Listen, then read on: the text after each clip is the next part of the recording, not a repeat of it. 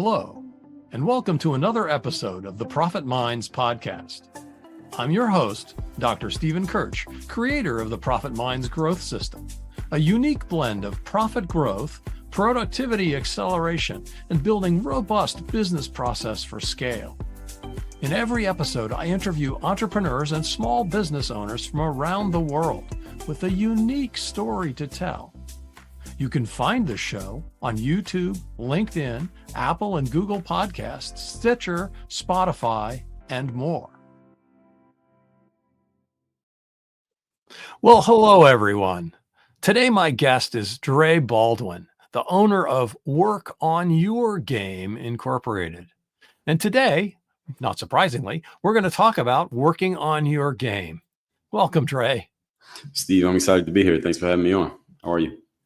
It's a wonderful day, but that's a choice. That's right. So tell us your story. That's the question that I open every episode with. I want to hear your story. How did you get to be the owner? How did you come up with this work on your game thing? And why do you do what you do?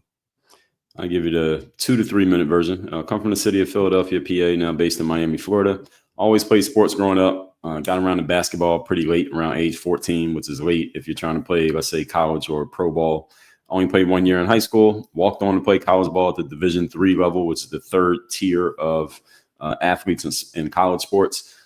Didn't have anybody checking me to play at the pro level after I graduated from college, even though I did play in college. So I had to hustle my way into an opportunity to play pro. My career started in 2005, playing almost 10 years, mostly overseas in Europe. And in that same year, I started publishing content to this brand new website called youtube.com. And that's where I started to build my presence on the internet. And this was mostly through basketball. So my first 5 or so years online, it was all basketball content directed directly at basketball players. And I'm still playing overseas. I'm back and forth between playing ball because when you're an athlete professionally, your long workday is about 4 hours. So you have a lot of downtime to do what you want to do. I just happen to be on the internet. And around 2009, I found myself unemployed, waiting for the phone to ring as an athlete.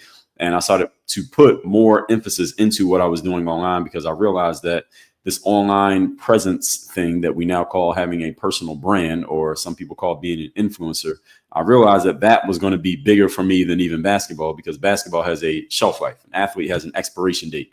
But using your mind to put yourself out there and making money off of it, this was clearly becoming a thing that almost anybody could do. And I saw it pretty early. This was still before the tipping point of everyone, being on the internet and people, kids growing up wanting to be YouTubers instead of firefighters and doctors.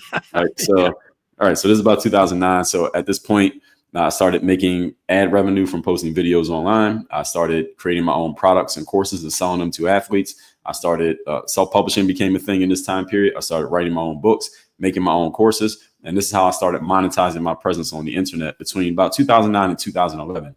I put all those pieces in place. That's also the same time when I started the company that became what you mentioned, which is Work on Your Game Incorporated. And it all sources from my experiences as an athlete and the mindset as the foundation for performance in the sports world, and then translating that same concept to performance in the business world. And in 2015, when I stopped playing basketball, I had a different type of transition, Steve, than most athletes have, because I already had a runway of what I wanted to do next already going. I already had the momentum happening. I wasn't starting from zero. So since 2015, when I stopped playing basketball, I've been doing all this stuff full time. So that encompasses things such as coaching, consulting, sales teams, trainings, speaking gigs, of course, the books, the courses, and things like that. So that's pretty much in a short capsule how we got here today. Yeah. That's really great. And kudos to you for thinking about the life after sports, because for most athletes, I think they're in it, and that's the only thing they know about. It's the only thing they think about while they're playing. At least that's the impression that we on the outside get. I mean, maybe that's not true, but that's certainly the impression that we get. Is you think your career is going to last forever, and of course it doesn't. I think for football players, the average is 4 years, maybe less. 3.5. Basketball, basketball, I think is probably similar, maybe a little bit longer. But I mean, and you have the anomalies, right? You have the LeBron James and the Tom Aaron Brady. Rodgers, Tom Brady, right? Those guys that Yeah. seem to be playing forever. But the average is so short, and it's, yes, you make a lot of money, but if you make it, but then you have the injuries and all that kind of stuff. So kudos to you for that. Yeah, thank Um, you. and It's and worth and I love the fact that you're leveraging the sports thing. As a coach, one of the things that I like to tell people, right, is everybody needs a coach. And I use one of the guys we have in the Bay Area here, who's a pretty good basketball player, a guy named Steph Curry, um, that, acknowledged, I think, by just about everybody, shooter of all time. And people don't realize Yes. he has a shooting coach, right? He has somebody that helps him with his shooting game, even though he's the best in the world. And why is that? Well, because you can't watch yourself shoot. So I use that as part of my why you should have a coach thing. Um, but so talk to me about this work on your game. What's the philosophy of that, and how does the stuff that you learned in sports translate into how you do that stuff in business? Well, it started, Steve, with me just talking to the athletes because, as I told you, my presence on the internet started through making videos on YouTube, and it was mostly basketball players, and they would just ask questions about how to get better at basketball. I would get these questions all the time. How do I get better? How do I score more points in the games? How do I get my coach to put me in the game? And I explain, I have a style that's pretty direct and to the point. And I would say to the athletes, well, one of the reasons why many of you are not getting the results that you want is because you are watching too much YouTube instead of actually working on your game. And when I explained that to them, they really took to that phrase, that work on your game phrase. It was really the first time I had said it. And they really took to it and liked it. And it took me maybe about a year after I said it and I saw the way people loved that phrase that I finally realized, you know what? My whole brand can just be that, because it encompasses not just sports, but it goes outside of sports. So it was a light bulb moment for me finally when I figured out, like, that's what I could use to represent everything that I'm about. And the foundation of it is the mindset, because even if you don't play sports, mindset is the foundation of all success, all failure, and all mediocrity, because our thoughts lead to our words to our actions, and actions to outcomes. So the foundation has always been the mentality, because in the sports world, what separates once you get to the pro level, there is a baseline of physical ability you have to have. But once you're at that level, what separates the best players from everybody else at the pro level is the mentality, because the mindset leads to what you do preparation wise, performance wise, etc. Everybody has the physical ability. This is why a really bad football team can beat a good team, and a bad basketball team can beat a good team on the pro level. You don't see that at the collegiate level. You don't see a really bad college team just beating the best team in the nation most of the time, because the talent gap is so wide. But at the pro level, the talent gap is not as wide as it appears to be, because everybody's really good. It's just the level of focus and mental discipline that each team or individual players have that really makes the big difference. And the difference in the sports world, again, is not physical, it's mental, or the professional level, period. So the foundation is mindset, and then our other pieces are strategy, systems, and accountability. So I don't know how deep you want to go into each one. Well, so let's take each one in turn. Let's start with strategy. So strategy is simply a plan of action. It's the game plan. What exactly are we going to do? So I'm sure you know, Stephen, your background as a coach and in consulting, that a lot of times you get people coming to you who have a challenge and they just come to you with, what should I do? What do I do? Or I don't know what to do. So often people just need to be told what to do. I was talking to a coaching client of mine just today. He runs a sales team. And I explained to him that sometimes people will come to you with a glowing resume and they look really good with their background. And then you put them on a job, tell them what you want done, and they don't look so good on the job as they looked in the interview. And I explained to him that the reason for that is the reason people get glowing resumes in life for the most part is because they're really good at following instructions. So if you don't give them instructions and expect them to just figure things out, they don't do it. So you have to give them the instructions and they will look just as good as they looked on paper. But you can't expect them to figure things out on their own. Most human beings are not really that good at that, believe it or not. So the first thing is giving people a game plan, a roadmap, a plan of action, telling them exactly what to do. And because most people have been trained all of their lives, from at home as children to school to a job, to be told what to do and follow directions. If you give them directions, they usually follow them pretty well. So Our jobs out there is to give people the roadmap, and they usually can follow it if it's clear enough. That's interesting because, in the coaching world, you're never supposed to tell them what to do.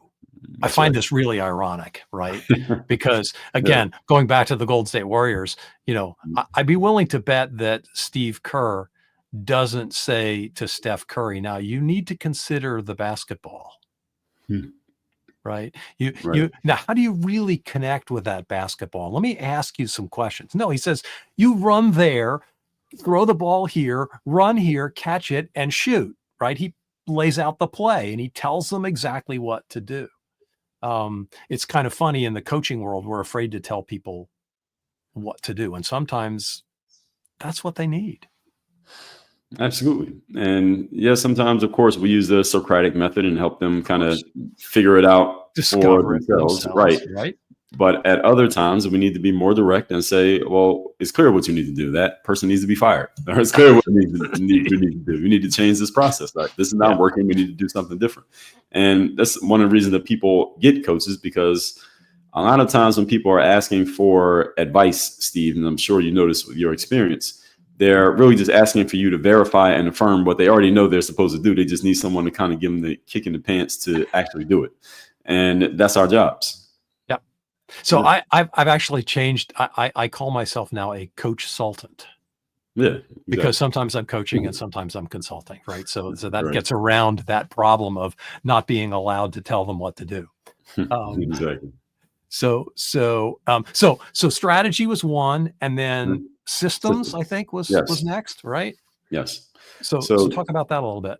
the system is about how can we do the same things the same way every time? How do we introduce consistency and discipline into what we're doing? And most of the time when I'm talking to people around anything involving mindset, there's one attribute that everybody wants more of, and that's confidence. Everybody wants to be more confident because people understand that being more confident will lead to better performance, hopefully, more attempts, and giving yourself more chances to win. The challenge is a lot of people don't know where confidence comes from, and confidence is a byproduct of discipline, and discipline is a byproduct of structure. So when I say structure, you can use it synonymously in this context with systems. And the example that I give people is look at a company like McDonald's. All of us agree that McDonald's does not have the best product of anything that they serve. Nothing in their product line is the best of its kind. They don't make the best ice cream. They don't have the best burgers. They don't have the best fries. And who knows if those are really burgers or fries, right? But they sell a lot. All right. And they're called shakes because I'm not sure how much milk they have in them. Yeah, exactly. So who knows? I doubt there's any. I used to work at McDonald's. I don't think I ever saw any milk. But anyway, but the reason McDonald's has how many restaurants, hundreds of thousands all over the world, every day they're opening a new restaurant, is because they have the best system in the world. Now, remember, I was working at McDonald's as a high school senior, and my manager was a woman named Mary. She was walking around with this white polo shirt, and she had this big, thick binder in her hand, and the polo shirt had a logo on it that said Hamburger University. And I thought it was just something funny that they gave you when you're a manager at McDonald's. But I come to find out, Steve, Hamburger University is a real place. It's a real thing. And when you buy a McDonald's franchise or you're going to be the general manager of a restaurant, you actually go to Hamburger University, which is based in Chicago, and they tell you how to run their business. So even if you buy a McDonald's franchise, you have to follow their system. You Yep. can't just do what you want to do. And the point being that the reason people are willing to pay millions of dollars to get into a McDonald's franchise is because they know the system works. All they had to do is work the system. And what systems means is once we figure out, if I'm working with, let's say somebody who's listening to this, once we figure out what works, then what we want to do is create a process such that we can do what works and produce the desired result over and over and over and over again consistently with very little variation, which is basically the definition of what the word consistency is. Always producing the same result and a little variation in between executions. So that's how we create the system. And that really right there is the key to being a professional, because a professional is a person who you pretty much know what they're going to do. You have an expectation of their performance. And for the most part, they deliver on that performance. That's all because they have a structure or they have a system in place to do so. Yeah. And I know at least I'm conjecturing where this came from out of basketball, because shooters have confidence and they're successful because of their confidence. And I mean, it's sort of it builds on itself. That's And right. the guy, even if the guy has missed every shot in the game, if he's a shooter, he Mhm. still wants the ball at the very end to win the game. Yes, as long as he maintains his confidence, so as long as he And keeps the confidence, he'll want the ball. and that's where the head gets in the way, right? Mhm. You see these guys that when they lose their mojo. I'm thinking I think for me the biggest example of this was Tiger Woods. That's right. He was unbeatable for a long period in his career because he had that mental toughness, and everybody knew he was the best, and he knew he was the best. And then something happened, and he lost that confidence. Right, and it wasn't even we know that he got injured and he had some physical issues, but it wasn't that at first. Later, but at first it Right, wasn't that. right, That's it right. wasn't that. It was that what he was doing in the dark came to the light. He was too embarrassed to keep doing it, keep doing what he was doing on the golf course anyway. So he felt exposed. It seemed like he felt exposed, and his game fell off with it. Yeah. Yeah. Right. So let's talk a little bit more about that discipline. And are there things that you do to help your clients um, grow their discipline or improve things? I mean, what's your process there? You Absolutely. must have a system. Yes, absolutely. So the first thing is, Steve, anytime I'm helping anybody, anytime someone comes to me to help, the first thing I need to know is what is the goal? What's the outcome? What are we trying to achieve here? And I tell people this all the time, that until you know what someone's goal is, you are unqualified to give them advice. You're unqualified to help them, because I see people all the time making the mistake of offering someone advice without knowing what their goal is, or assuming that you know their goal. And their goal may not be the same as what you think it is, and it may not be what you want their goal to be. You need to know what they want to get out of it. Then you can help them, possibly, if you can help them achieve that goal once they clearly state it. The problem that it further is compounded, Steve, by the fact that a lot of times people don't even know what their own goals are. They're working, they're coming to work every day, and they're doing stuff, but they don't. If you ask them, where are you going? What are you trying to do? What's the outcome here? They can't answer the question. So if they can't answer, then they definitely can't tell you, and you definitely can't help them. And this is where people go wrong when they start offering people advice or trying to help, but helping them do what? So the first step here is, what's the goal? What are we trying to achieve? When I'm clear on that, then I can help people deconstruct. Okay, how do we create a process that can be followed, a structure that can be followed consistently? Because when you follow a structure consistently, discipline naturally is the byproduct of following a structure. So using sports as the analogy that you brought up here, when you play a sport, a team sport specifically, but individual sports as well, because they all have coaches and trainers, there's a process we go through every single day in practice, same warm up, same drills, same routine, over and over and over again. And if you keep following that every single time, the discipline just naturally occurs. You don't even have to think about it. Nobody ever says the word discipline, but if you follow it every day, eventually you have created the discipline. This is how we warm up. This is how we train. This is what time you have to get here. This is how you cool down. This is what you do after. Here's what time you have to be here tomorrow. See you tomorrow. And it's the same thing over and over and over and over again. And anybody could do this by themselves. The issue is, Steve, many humans can't move themselves to this type of behavior voluntarily. And this is where the value of a coach or a trainer comes in, because the coach or the trainer provides the structure that many humans are unable to enforce upon themselves. The example that I give is, if someone's trying to lose weight and you're in the gym for years working out, you go, but you're not losing any weight. It was probably because you're sitting on the machine looking at your phone instead of actually moving your arms like you're supposed to. But if you hire a personal trainer, now what does the trainer provide? Well, the trainer tells you, here's what time we're going to get here. I'm going to tell you exactly what to do and what not to do. I'm going to tell you how to do it. I'm going to tell you when to get some water. I'm going to tell you when you can go to the bathroom. I'm going to tell you when we're done. I'm going to tell you what to eat and what not to eat in between now and our next session. And I'm going to tell you when the next session is. What is that? Structure. All right, the trainer is providing the structure. And if you just keep listening to the trainer, assuming they know what they're talking about, then discipline is the byproduct. And then you're going to start getting in shape and losing weight. So all you have to do is plug into something or someone who has already created a structure, be coachable, listen to what they're saying, and you get the outcome. Yeah, that being coachable is important. Yes, it is. So you have to want to change. You have to want to get a different result. And That's right. how do you help people over that hurdle? That's one that's often a challenge for me, is I've got this person that's come to me and this is their goal and that this is what they want to do. And so we talk about what we're going to do between now and the next week. And I come back the next week and nothing's changed. Great question. And the answer, well, there are two answers to this. So I'll give you the easy answer and I'll give you the harder answer. All right. The easy answer is I don't.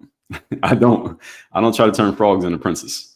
All right. What I'm looking for is a person who knows that they want to change and they've already gotten over that threshold with a conversation they've had with themselves. And that's the reason they're talking to me, because those are the people who want to change and they are the ones who are not necessarily easy to help, but they're willing to do what you ask them to do. And what I tell people, again, using the sports analogy here, Steve, the best coaches have the best players. They once asked John Wooden, famous UCLA basketball coach, what is it that makes you such a great coach? He said, easy, have good players. I got the best players in the world. No wonder he was such a good coach. What made Phil Jackson? Why was Phil Jackson a great coach? Because he coached guys named Michael Jordan and Kobe Bryant and Shaquille O'Neal. He didn't turn some bums into superstars.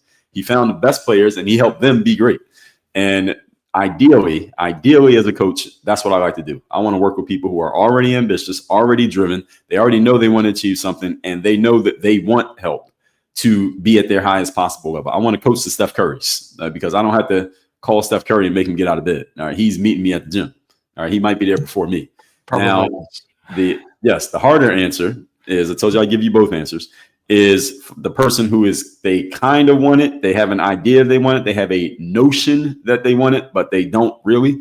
Those are the people who you kind of have to pull the mule up the mountain. And that takes a lot of work. It puts a lot of blisters on your hands, and it leads to a lot of frustration generally as a coach. I tend to not work with people like that, just to be honest with you. I understand it. I have worked with something like that. And every time I have, Steve, I regretted it. And the effort was not worth the money, in my experience. So that's my answer to that question. Yeah. Well, we share that, right? I had a client that we worked with him for a year, took his business.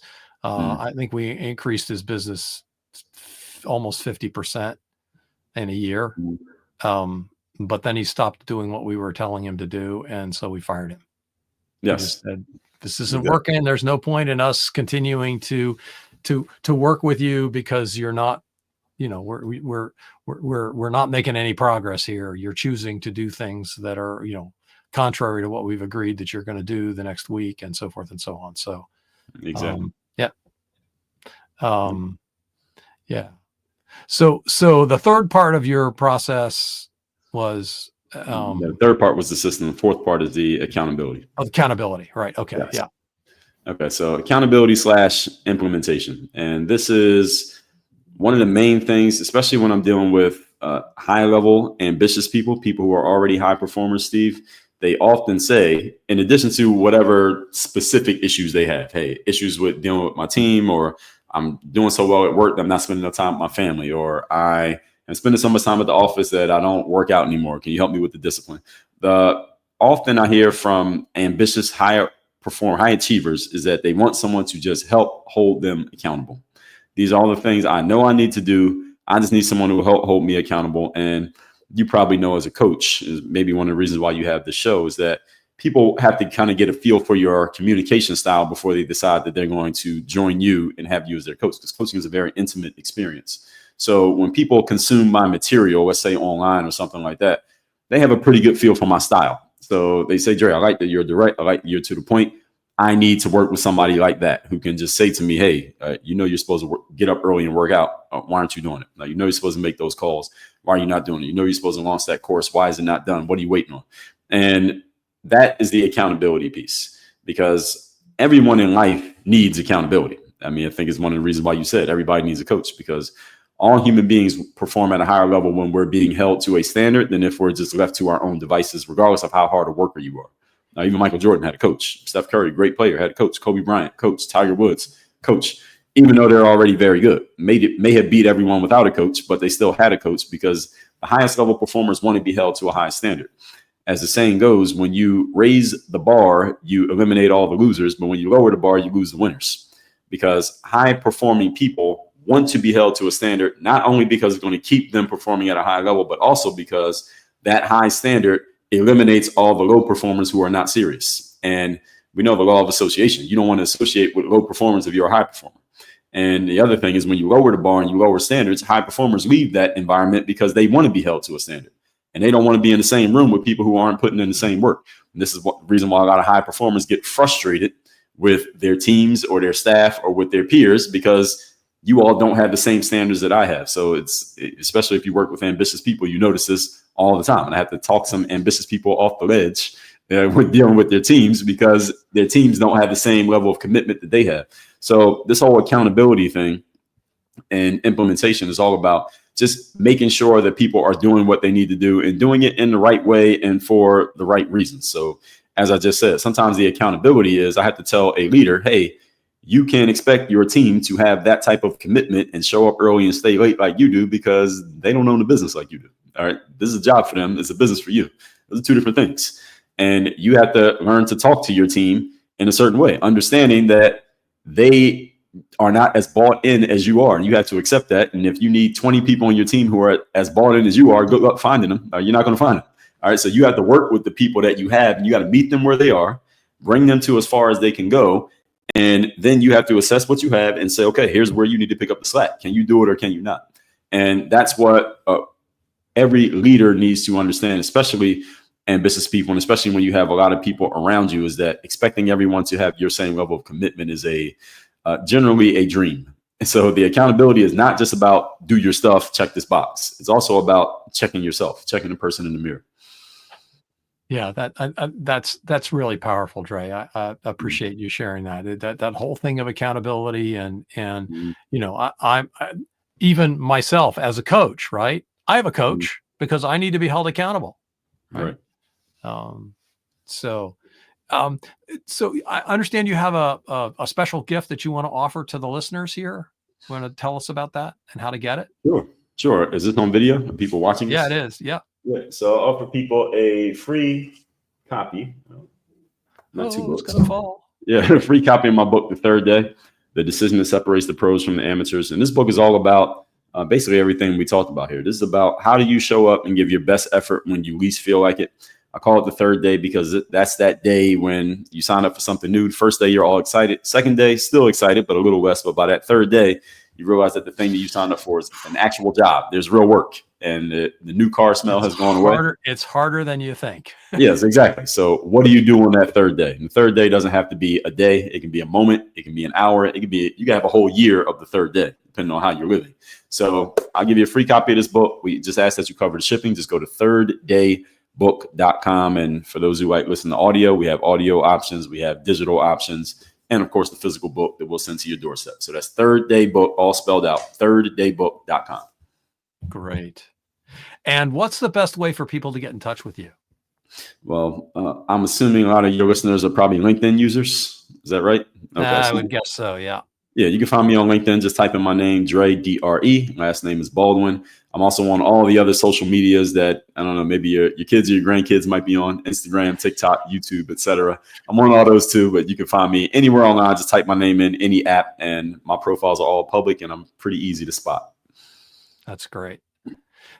And that concludes our show. Thanks again to my guest, Dre Baldwin, the owner of Work on Your Game Incorporated. I hope you learned something about working on your game. I know I did. Thanks for listening. You've been listening to the Profit Minds podcast. This is your host, Dr. Stephen Kirch. Please visit www.profitminds.net for other episodes or to contact me. Thank you for your positive feedback, comments, questions, and for sharing this show with others. Thanks for listening. Have a grateful day.